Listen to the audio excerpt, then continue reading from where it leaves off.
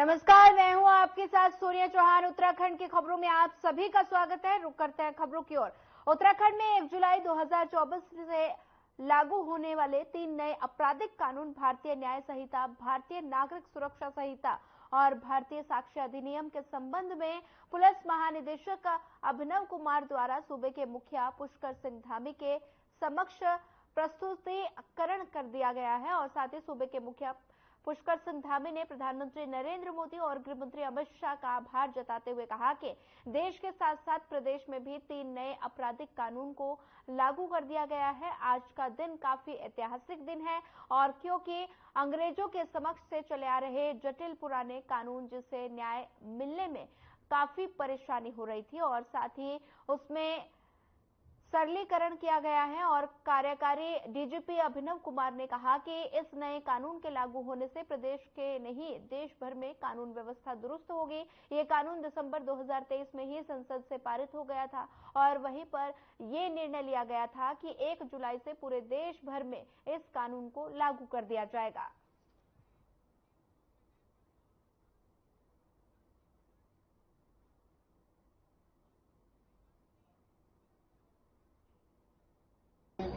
Criminal justice system के लिहाज से आज का दिन आज़ादी का दिन। सर सामने देखा जो अंग्रेजों के समय के जो 3 क्रिमिनल लॉज थे और सीआरपीसी में यद्यपि 73 में परिवर्तन हुआ था, लेकिन आज पहली बार सारे कानूनों में इतना बड़ा क्रांतिकारी परिवर्तन हुआ है। और मैं कहूँगा कि अब फाइनली एक तरह से स्वदेशी क्रिमिनल जस्टिस सिस्टम हमारे कंट्री में लागू होगा। ये कानून संसद ने दिसंबर 2023 में पारित किए थे और जनवरी में निर्णय हुआ था कि 1 जुलाई 2024 से ये पूरे देश भर में लागू होंगे। तो जब ये निर्णय भारत सरकार का हमारे पास आया था, उसके बाद से ही शासन में भी गृह विभाग में और हम लोगों ने यहाँ पुलिस मुख्यालय में इसकी उच्च स्तरीय समिति बनाई थी जो अलग अलग पहलुओं पे काम कर रही थी। पुलिस विभाग में खास तौर से हम लोगों ने इसमें ट्रेनिंग का जो एस्पेक्ट था। आज 3 नए आपराधिक जो कानून हैं वो लागू हो गए हैं रात के 12 बजे से। और विधिवत रूप से आज यहाँ भी प्रदेश के अंदर संपूर्ण व्यवस्था पहले से कर ली गई थी। और आज का दिन बहुत ऐतिहासिक दिन है। जो अंग्रेजों के ज़माने से पुराने कानून जो जटिल थे और न्याय मिलने में जिनसे देरी होती थी उन सबको सरलीकरण किया गया है। और बहुत सारे ऐसे कानून जो अपराधियों को बचाते थे, पुलिस को ज़्यादा भागदौड़ करवाते थे, मेहनत करवाते थे, लेकिन उसके बाद भी पुलिस को वो सफलता प्राप्त नहीं हो पाती थी। निश्चित रूप से अब वो सबका सरलीकरण होगा, समाधान होगा और जो अपराधी हैं वो किसी भी स्तर पर नहीं बच पाएंगे और जो आम आदमी, सामान्य आदमी है, उसको तेजी से न्याय मिलेगा। राज्य सरकार की तरफ से भी सारी व्यवस्थाएं यहाँ पर कर दी गई है। 20 करोड़ रुपए का बजट भी इसके लिए जारी कर दिया गया है, पहले से स्वीकृत कर दिया है। मैं आज इन नए कानूनों को लाने के लिए माननीय आदरणीय प्रधानमंत्री नरेंद्र मोदी जी का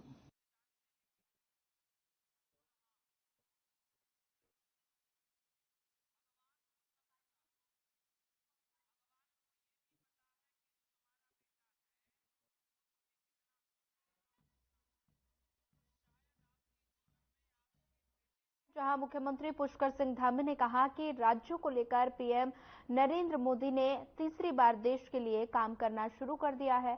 वहीं तीसरी बार वो देश के प्रधानमंत्री बने हैं और एक बार बाबा केदार की भूमि से सबसे पहले उनके मुंह से निकला था और ये 21वीं सदी का तीसरा दशक उत्तराखंड का होगा। निश्चित रूप से उत्तराखंड वासी एक संकल्प लेकर आगे बढ़ रहे हैं और तीसरी सदी का तीसरा दशक उत्तराखंड का होगा और साथ ही वे राज्य का मुख्य सेवक होने के नाते प्रदेश की पूरी सरकार मशीनरी कामों को आगे बढ़ा रही है और लगातार उनमें समीक्षा की जा रही है।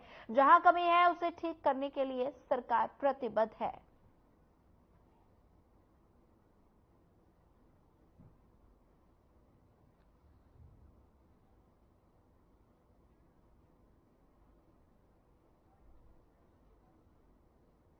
निगरान आम जनता के लिए करना है। मैंने सभी अधिकारियों से भी कहा है, पुलिस विभाग के अधिकारियों से भी कहा है कि आम जनता को न्याय मिलेगा, आम जनता को सुविधा मिलेगी, उनकी परेशानियों के हल में किसी भी प्रकार से परेशान न होना पड़े, आसानी से काम हो और राज्य का जो राजस्व है बढ़ना चाहिए। तो इस दिशा में हमारा जो जीएसटी कलेक्शन है वो पिछले सालों में लगातार बढ़ता गया है। इसी के साथ साथ जो हमारे अन्य राजस्व देने वाले विभाग हैं उसमें भी अभूतपूर्व रूप से बढ़ोतरी हुई है। हम और भी रास्ते खोज रहे हैं जिससे कि हमारे राज्य के अंदर हमारे राजस्व प्राप्ति के और भी जो है हमको आसानी से रास्ते मिले।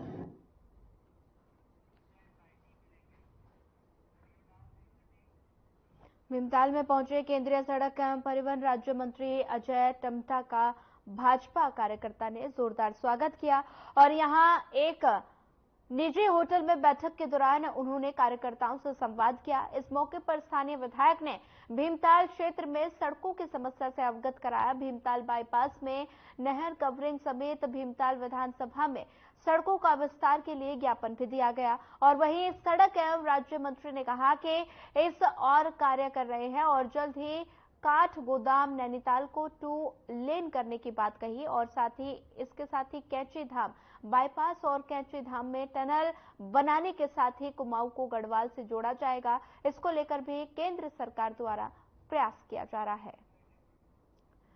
बैठक के दौरान किया गया संवाद भीमताल की तस्वीरें हैं।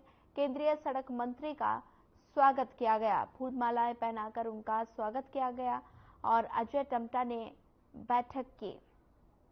सड़कों के विस्तार पर ज्ञापन भी दिया गया और साथ ही केंद्रीय सड़क मंत्री का फूल मालाओं के साथ स्वागत किया गया और इस दौरान अजय टम्टा ने भी बैठक की। बैठक में कई अधिकारी गण मौजूद नजर आए। साथ ही सड़क मंत्री का स्वागत किया गया। अजय टम्टा ने की बैठक और वहीं बैठक में कई अधिकारी मौजूद नजर आए। नितिन गडकरी जी ने पिछले 10 वर्षों में किए, उससे हमारा रोड नेटवर्क ऐतिहासिक उपलब्धियों भरा है। अब इसलिए जो मुझे समय मिला है, इस समय के अंदर हम लोग ये प्रयास कर रहे हैं कि भाई जो 10 वर्षों का काम है उसको और तेज गति से विकसित भारत की जो संकल्प है 2047 तक, कैसा वो रोड नेटवर्क होना चाहिए, उसकी हम योजना बना करके उसका इम्प्लीमेंट चालू करेंगे और आने वाले समय के अंदर पूरे देश भर के जो रोड नेटवर्क है वो अपने आप में एक इतिहास बदलने वाले होंगे। हमारी हाईवेज बहुत बड़े और एक शहर से दूसरे शहर और एक राज्य से दूसरे राज्य को जो कनेक्टिविटी है उसमें समय बचे।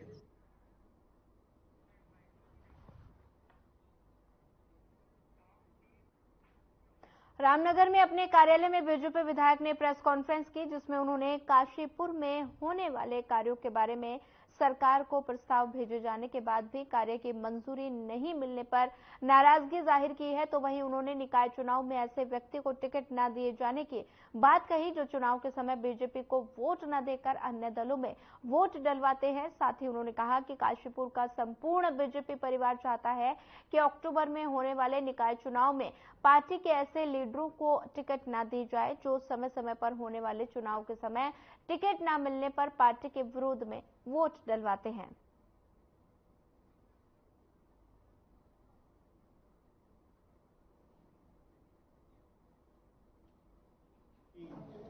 बाजपुर रोड पे बना है, उसमें कुछ कंफ्यूजन था। कुछ लोग कहते थे अंडरपास बनना चाहिए, कुछ कहते थे नहीं बनना चाहिए। तो उसमें विचार किया गया कि एक पब्लिक ओपिनियन ले लेते हैं। तो जब पब्लिक ओपिनियन ली गई तो उसमें ज़्यादातर लोगों का ओपिनियन ये था कि अंडरपास बनना चाहिए। तो इसी वजह से जो है उसका फंड आ चुका है और जैसे ही बरसात खत्म होती है अंडरपास का जो कार्य है वो शुरू हो जाएगा। दूसरा, स्ट्रीट लाइटिंग का मसला जो है लोगों ने बताया है, उसमें हम लोग जो है उसमें काफ़ी कठिनाई लोगों को हो रही है। रात के टाइम पे जो है लोगों का आना जाना जो है थोड़ा उसमें विषय में मुश्किल है। तो उसके लिए मैं फंड ऑर्गेनाइज करके इसकी स्ट्रीट लाइटिंग का काम जो है फॉलो करूँगा। तीसरा, पार्किंग का मसला है जिसका कि इनॉग्रेशन हो चुका है लेकिन अभी कार्य शुरू नहीं हुआ है। उसके पीछे जो स्ट्रक्चर है उसको डिमोलिश करके जो है जैसे ही उसकी परमिशन आती है इसका काम भी शुरू कर देते हैं। देखिए, ये आरओबी जो है वो सिटी के लिए बना है, छोटे वाहनों के लिए, और निश्चित रूप से जो ये बड़े बड़े 20 टायरा, 18 टायरा, 22 टायरा ट्रक डंपर जो निकल रहे हैं, उससे इस आरओबी को नुकसान हो सकता है। तो इसके लिए हमने अभी हायर अथॉरिटी से बात करी थी और उसमें ये हुआ है कि इस पर जो है वो बैरिकेटिंग लगा रहे हैं वो, और आने वाले मैं समझता हूँ हफ्ते भर में वो बैरिकेटिंग लग जाएगी और ये बड़े वाहन निकलने बंद हो जाएंगे। साथ ही साथ हमने पुलिस विभाग से भी ये डिमांड करी है कि जो ये बड़े डंपर जो हैं 18 टायरे, 22 टायरे, 10 टायरे, ये जो हैं ये शहर के बाहर से जाने चाहिए, इनका शहर में एंट्री नहीं होनी चाहिए।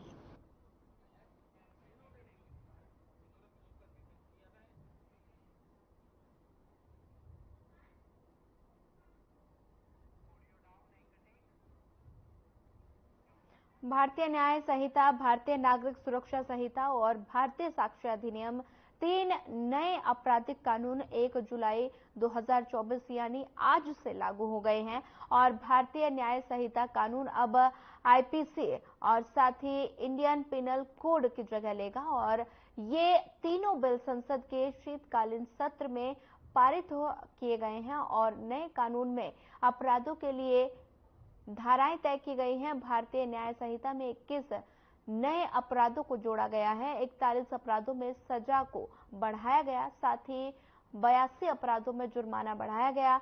महिलाओं से संबंधित अपराधों में सजा के प्रावधान को कड़ा किया गया है।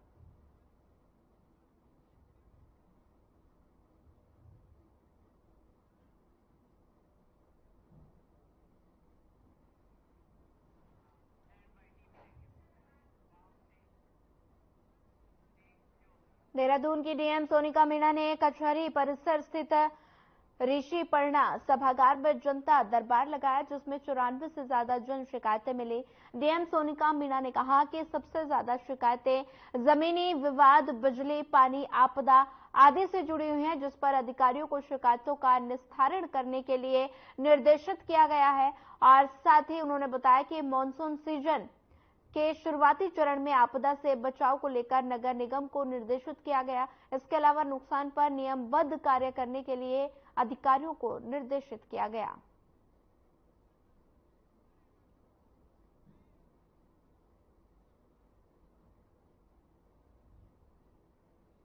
करीबन 94 प्लस शिकायतें हमारे यहाँ आई हैं और अलग अलग तरह की हैं, क्योंकि मानसून सीजन भी आ गया है तो नालियों की चूक होने की और इस तरह की भी काफ़ी शिकायतें आ जाएंगी और हमने नगर निगम को भी इंस्ट्रक्शन दिए कि उन्हें प्रायोरिटी पे ले लें। कुछ जगह पे जो लैंड के डिस्प्यूट थे उनसे रिलेटेड शिकायतें आई हैं, बिजली पानी की जो रेगुलर हमारे पास शिकायत होती है वो भी।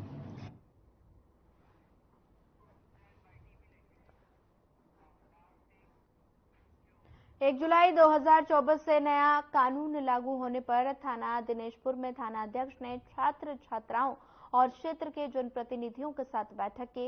इस बैठक में थाना अध्यक्ष नंदन सिंह रावत ने नए कानून संबंधित विस्तृत जानकारी दी और इस दौरान थाना अध्यक्ष नंदन सिंह रावत ने कहा कि 3 नए कानून भारतीय न्याय संहिता, भारतीय नागरिक सुरक्षा संहिता और भारतीय साक्ष्य अधिनियम आज ये लागू हो गए हैं और इस कानून से मुकदमे जल्दी निपटाए जाएंगे और लोगों को इससे फायदा मिलेगा।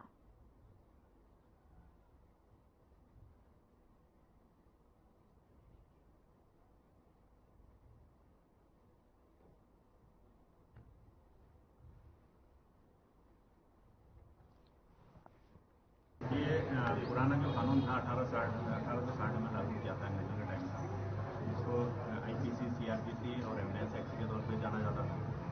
अब 2023 में 25 दिसंबर 2023 को हमारा नया कानून बना, जो आज 1 जुलाई 2024 से लागू हो, जो भारतीय न्याय संहिता, भारतीय नागरिक सुरक्षा संहिता और भारतीय साक्ष्य अधिनियम जो, जिसमें बहुत सारी ऐसी धाराएं हैं जिनको जो महसूस थी, जो काम की नहीं थी, उनको हटा दिया गया और नई धाराएं।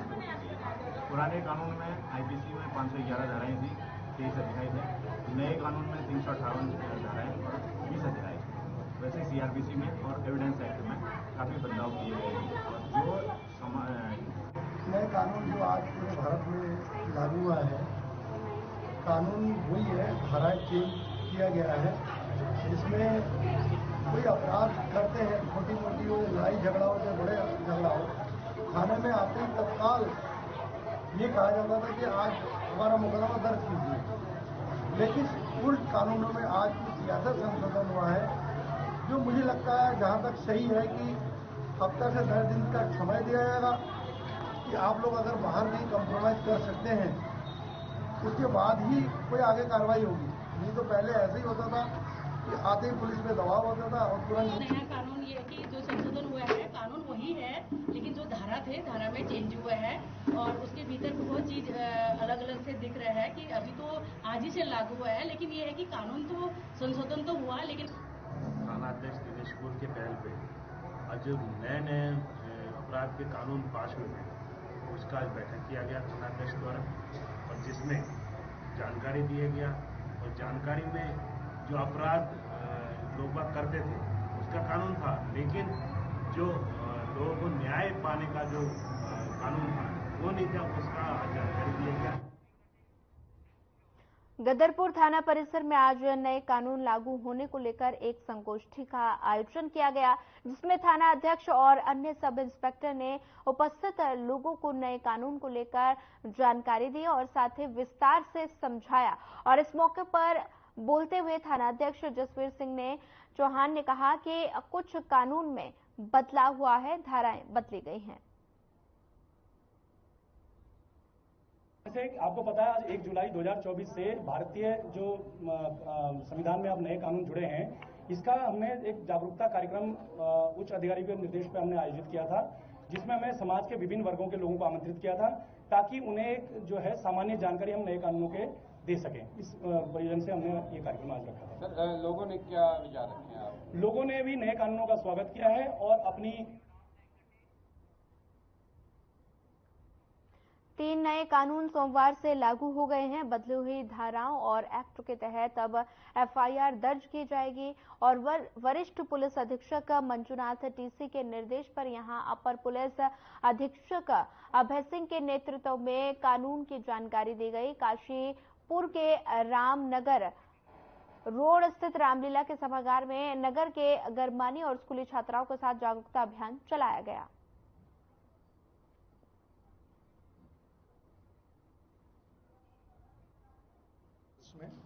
जो हमारे आपराधिक न्याय प्रणाली थी उसके जो कानून थे आईपीसी, सीआरपीसी और एविडेंस एक्ट, उसमें व्यापक बदलाव हुआ है। समय की जरूरतों को ध्यान में रख करके समय में पैटर्न में हो रहे जो बदलाव थे उनको आपराधिक कानूनों में बदलाव करके न केवल नाम बदला है, जैसे आईपीसी को बीएनएस के रूप में, सीआरपीसी को बीएनएसएस के रूप में और भारतीय एविडेंस एक्ट को बीएसए के रूप में। मॉनसून के शुरू होते ही जहां पूरे देश में बरसात शुरू हो गई है, तो वहीं मानसूनी बरसात से उत्तराखंड में कई नदियां उफान पर हैं, जिससे वहां के लोगों का जनजीवन अस्त व्यस्त होता हुआ नजर आ रहा है। वहीं शहर के नगर निगम क्षेत्र में ये मानसूनी आसमानी बारिश नगर पालिका विभाग की कार्यशैली को लेकर उजागर कर रही है और जिस शहर के कुछ कॉलोनियां और कुछ गलियां जलमग्न हो जाती हैं, वहीं इस आसमानी बारिश को किसान बड़ी राहत के रूप में महसूस कर रहे हैं और किसानों का कहना है कि चाहे किसी संसाधन से कितना भी खेतों में जल प्रवाह कर खेती की जाए, लेकिन आसमानी बारिश का महत्व कुछ अपने आप में अलग होता है। इस बारिश से जमीन को नमी मिल जाती है।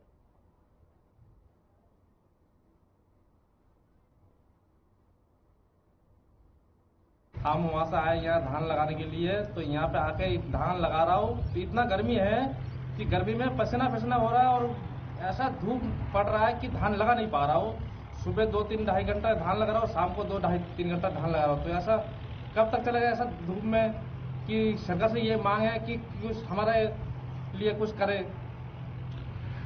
ये कलियावाला गांव है और प्रेमचंद सिंह जी उनके धान लगा रहे हैं। तो गर्मी तो बहुत है। ये हमारा भाई साहब है, ये तो हाफ रहा था गर्मी की वजह से, और 2-3 है वो, एक जने आम के पेड़ भी बैठे हैं कि हाफ रहा है उनका। लोगों की धानों की लगाई शुरू हो गई है। गन्ने कुछ की मांगे से बहुत ज्यादा, गन्नों को भी एक तरह से जीवन दान मिला है। पशुओं का चारा बिल्कुल खराब हो गया था, वो भी शुरू हो गया है। और एक मोटी बात बताऊं, लोग कह रहे हैं आसमान का वर्षा, माँ का परसा, यही फलीभूत होता है। यदि भगवान साथ न दे किसान का तो कुछ पैदा न कर पाएगा। ये तो भगवान की बड़ी असीम कृपा हो। ये बरसात होने से लाभ हुआ है। इस बरसात होने से ये फायदा हुआ कि जो अभी धान की रुपाई नहीं चालू हुई थी तो एकदम अब इस टाइम रुपाई चालू हो गई है, जो सभी किसान अपना रुपाई में लगे हुए हैं और इसमें फायदा ही है हुआ, नुकसान तो इसमें बरसात का है नहीं। अभी एक दो बरसात हल्की हल्की हुई है पर अभी कम है बरसात। इन दिनों में तो दूसरे तीसरे दिन पड़ती रहनी चाहिए क्योंकि ठंडक रहे, गर्मी बहुत हो जाए। जब बरसात रुकती है तो गर्मी हो जाती है। शनिवार को मूसलाधार बारिश के चलते सूखी नदी में पानी आ जाने के कारण वहां खड़े करीब 8 गाड़ियां गंगा में बह गई थी और जिसके एसडीआरएफ द्वारा अभी तक 6 गाड़ियों को रेस्क्यू कर बाहर निकाला गया और एक गाड़ी लोकल व्यक्तियों के माध्यम से बाहर निकाली गई और अभी तक कुल 7 गाड़ियां गंगा से बाहर निकाल ली गई हैं।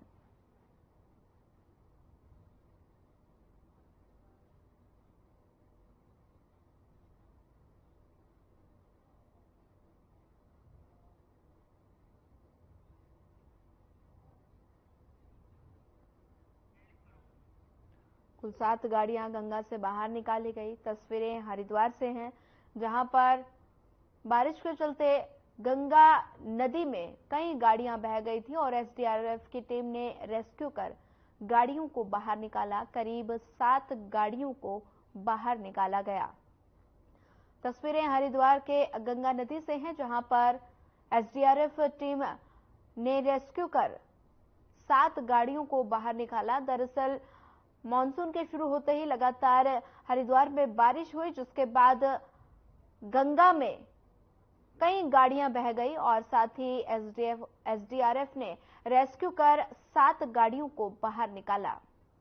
तस्वीरें हरिद्वार से हैं, गंगा नदी की तस्वीरें हैं, जहां पर एसडीआरएफ की टीम लगातार रेस्क्यू कर रही है, गाड़ियों को बाहर निकाला जा रहा है। एसडीआरएफ की टीम ने रेस्क्यू कर 7 गाड़ियों को गंगा से बाहर निकाला। हरिद्वार की तस्वीरें हैं, जहां पर बारिश के चलते 8 गाड़ियां गंगा में बह गई थी और एसडीआरएफ की टीम ने रेस्क्यू कर 7 गाड़ियों को गंगा नदी से बाहर निकाला। तस्वीरों में देख सकते हैं किस तरह से टीम रेस्क्यू किया जा रहा है और बारिश के चलते 8 गाड़ियां गंगा में बह गई थी, जिसके बाद एसडीआरएफ की टीम ने रेस्क्यू कर 7 गाड़ियों को गंगा से बाहर निकाल दिया गया है।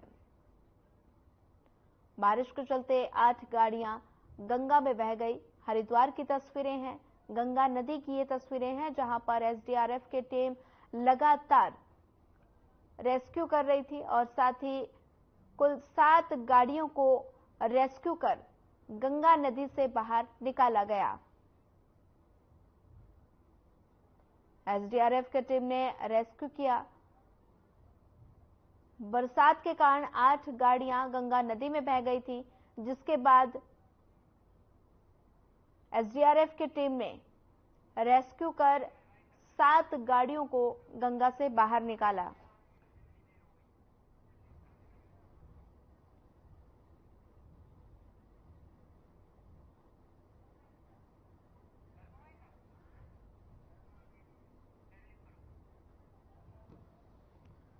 कुल 7 गाड़ियां गंगा नदी से बाहर निकाली गई और साथ ही हरिद्वार की तस्वीरें हैं, जहां पर बारिश के चलते 8 गाड़ियां गंगा नदी से बाहर निकाली गई।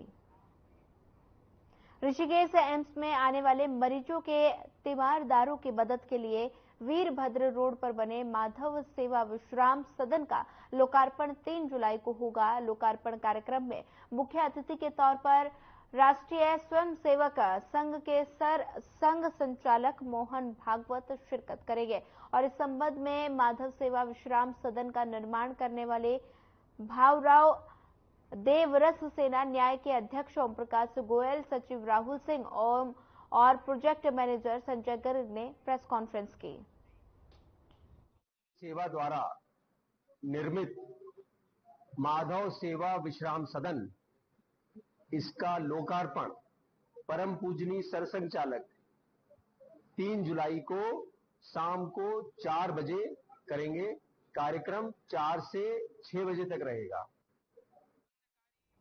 पौड़ी शहर में जरूरी सेवाओं के भारी वाहनों को छोड़कर सभी भारी वाहनों के प्रवेश पर एसएसपी पौड़ी ने सुबह 8 बजे से शाम 4 बजे तक प्रतिबंध लगाया है। शहर से 5 किलोमीटर दूर भारी वाहनों को पुलिस टीम सुबह 8 बजे से शाम 4 बजे तक रोकने के लिए लगाई गई है।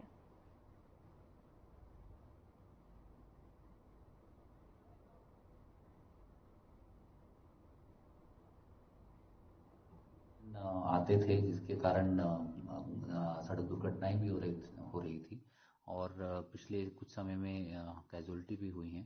तो सबसे बात करके हमने ये निर्णय लिया है कि जो पौड़ी कस्बा है वहाँ पे अंदर हम लोग दिन के समय में 8 बजे से 4 बजे तक किसी भी वाहन को अलाउ ना करें। जो भी बाहरी वाहन आ रहे हैं, जो श्रीनगर की ओर से आ रहे हैं, उनको हम गुमखाल की ओर डाइवर्ट करते हैं और जो गुमखाल से शहर की तरफ आ रहे हैं उनको हम देवप्रयाग रोड पे डाइवर्ट कर रहे हैं। फिलहाल इस बुलेटिन में इतना ही। ज्यादा खबरों के लिए बने रहिए हमारे साथ। नमस्कार।